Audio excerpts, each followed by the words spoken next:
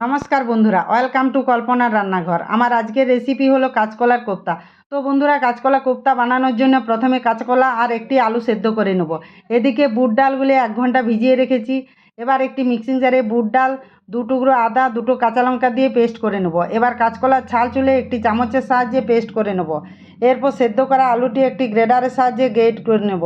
এবার একে একে লবণ, হলুদ গুঁড়ো, জিরে ধনে গুঁড়ো, সামান্য চিনি, 1 চামচ গাওয়া ঘি আর আগে থেকে পেস্ট করে রাখা বুট ডাল দিয়ে ভালো করে মিশিয়ে সামান্য বেসন দিয়ে দিব। এবার একটি প্যান বসিয়ে তাতে সাদা তেল দিয়ে দিলাম। তেল গরম হলে এই মিশ্রণটি হাতের মধ্যে সরষের তেল মাখিয়ে বড়ার আকারে শেপ করে নেব। এবার একে একে বড়াগুলিও দিয়ে দেবো। একটি মিক্সিং বাটিতে আদা, রসুন, টমেটো, 2টো কাঁচা লঙ্কা পেস্ট করে নেব।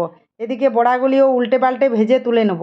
আবার ওই তেলে আলুগুলিও লাল লাল করে ভেজে তুলে নেব।